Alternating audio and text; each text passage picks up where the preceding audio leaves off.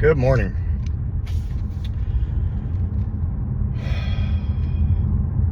Little check-in. So the last couple of nights I've logged into a couple Zoom meetings. I logged into one that I was super afraid to go to. A friend of mine reached out and said, could you come this Wednesday? So I logged in. I had sweaty palms the whole time. You know, it's interesting about recovery. Like, I didn't recognize anybody in there.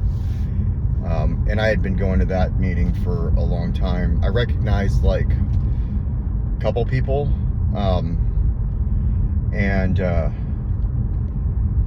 You know, I shared my fear. And then I shared my recovery. And then, and I still, and then like, you know what's crazy about that? Like, so I got off of that meeting and I was making food and I was in a really bad mood. Like, I was upset. All the resentments, all that shit from the last time I was in there kind of came out of me, right? And I worked through it. You know, I was talking with my son. You know, he wasn't doing too well, you know, not feeling well or anything. So I was, you know, helping him. And I just thought to myself, why the fuck did I go in that meeting? You know, and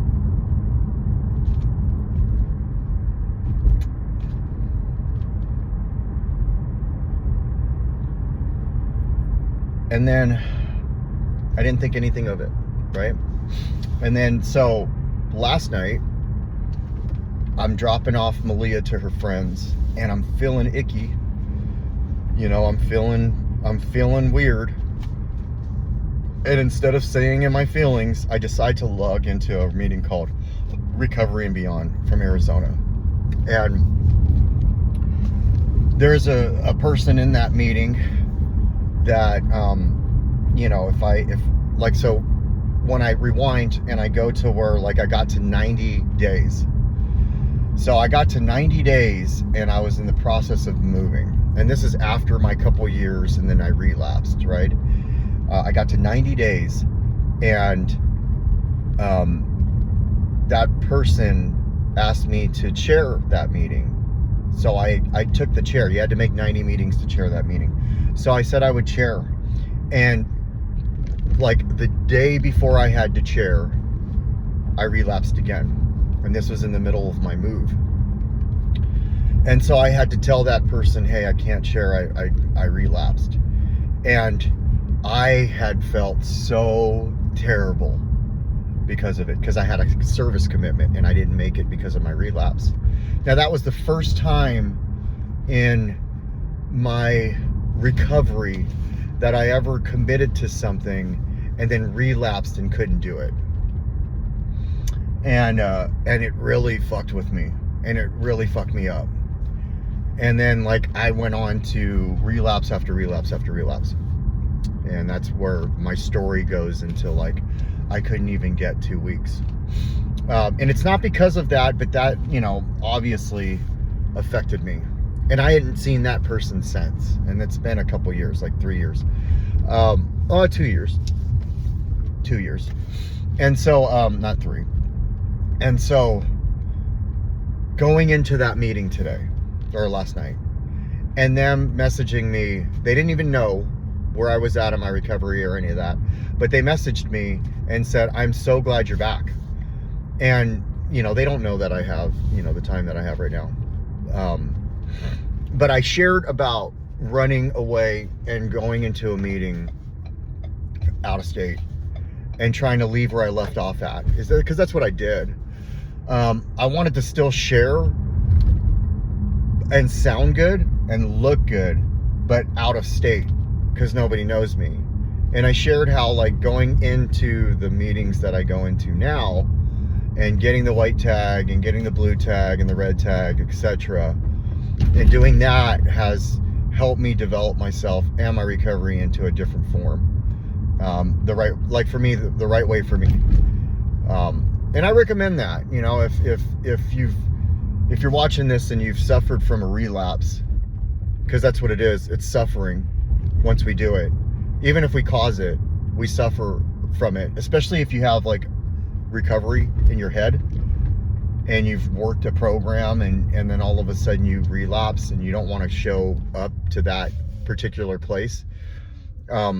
You create this I created this personal resentment against myself because of it. And I felt like, okay, I can maybe go into this and do it, and really, and then just sound good. And really, at the end of the day, all I'm doing is running from what I'm supposed to be doing. And if I'm not facing that fear, then I'm really not handling it. And so, I woke up this morning feeling better.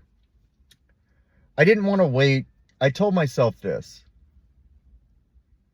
I don't want to wait till I have 1 year to go into a place and say, all right, I got a year, motherfuckers. Because that's like resentment at its purest form for me. So when that person reached out and said, hey, can you come on Wednesday?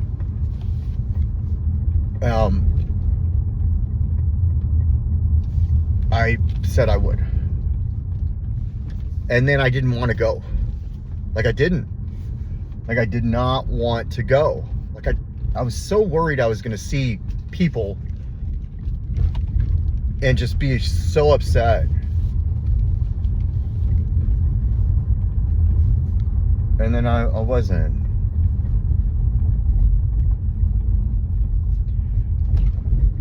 And then I just got honest.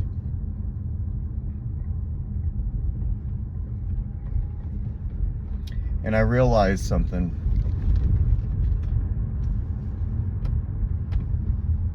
That I have something to bring to the table. That I earned my seat in recovery. And I don't have to be afraid of anything.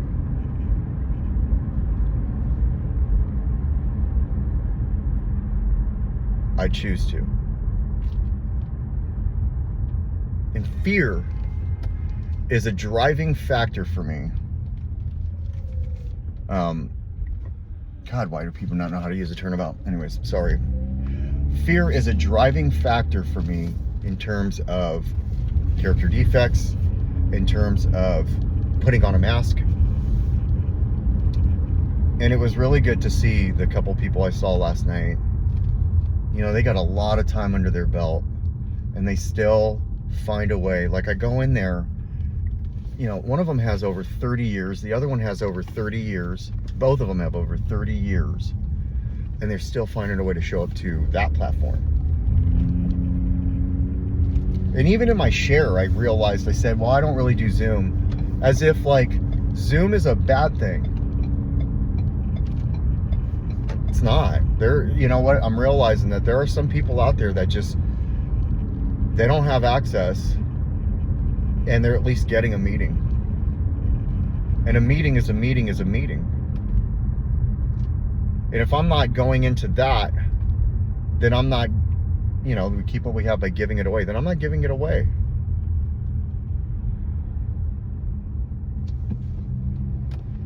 Now, I'm not saying that I'm going to be a regular attender of that, but I need to be a regular attender of crossing over my fears.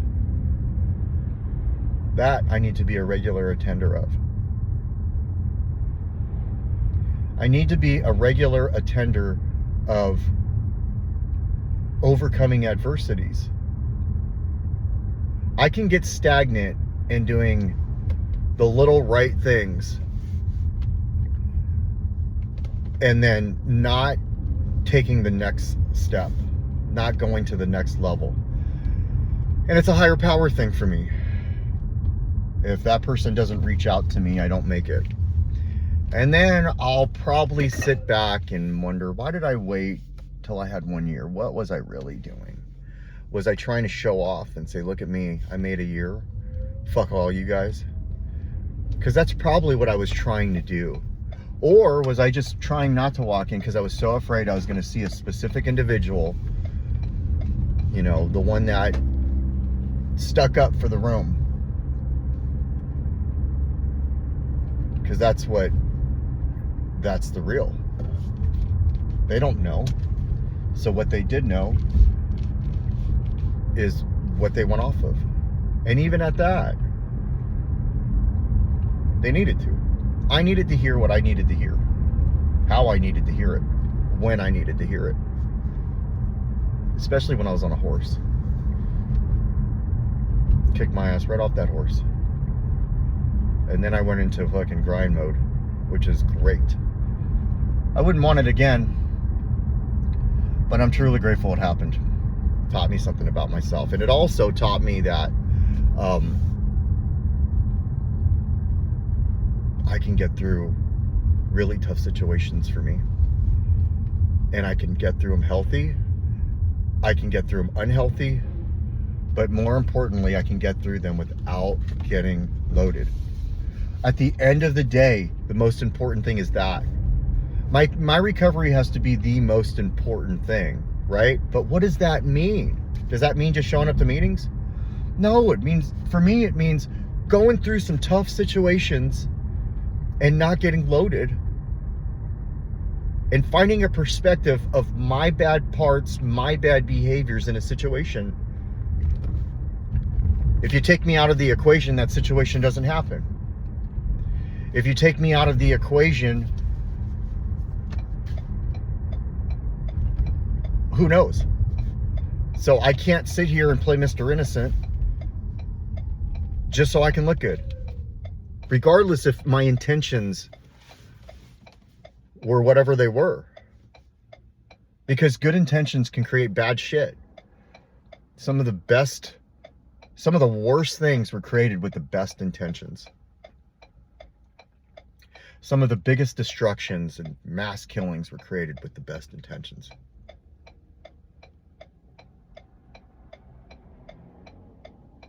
But some of the greatest things come out of the worst situations.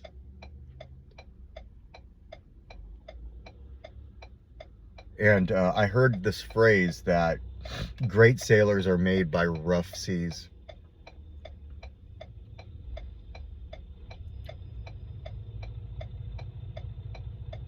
And strong people aren't made out of still waters.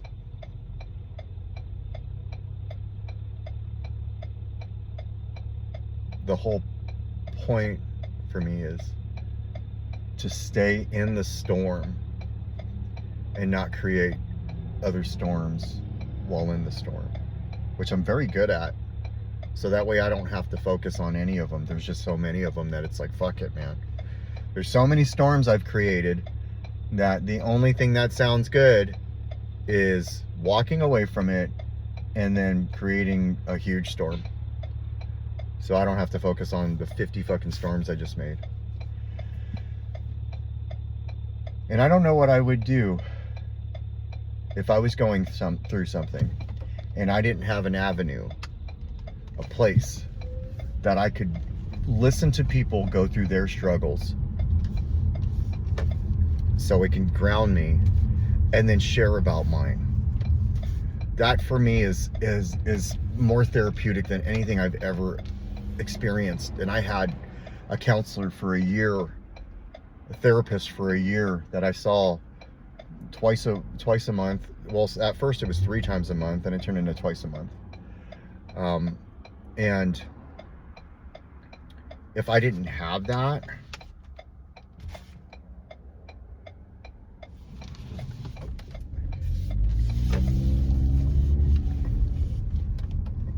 I love how I'm making a left turn and somebody gets right up to my bumper and just throws their hands up.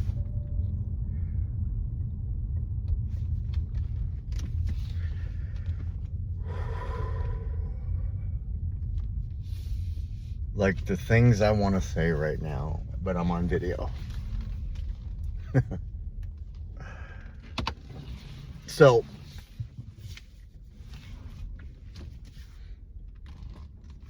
when we bear down, we set the anchor and stay in the storm.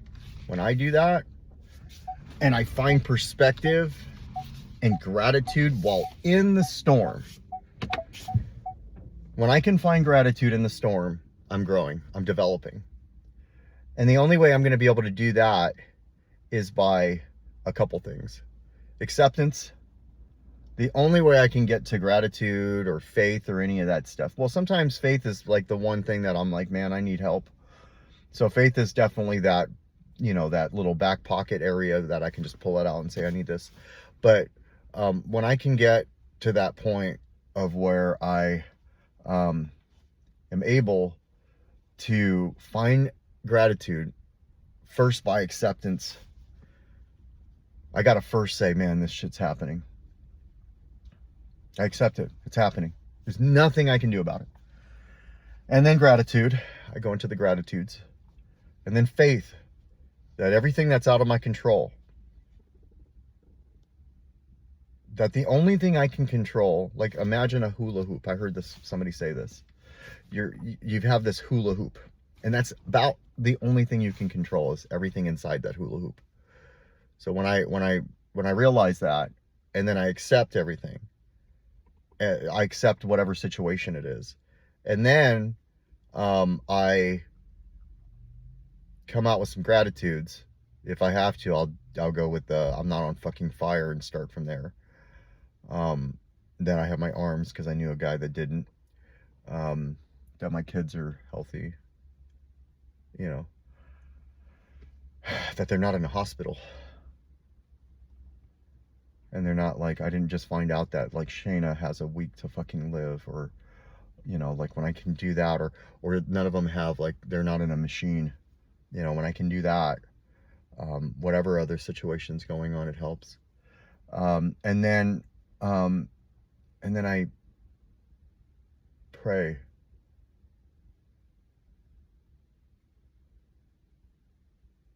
For others first.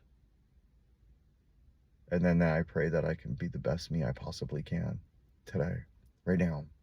Sometimes I don't even say today, just right now. And then if I start struggling throughout the day, I do it then, right now. Do that enough. It gives me the ability to take another step.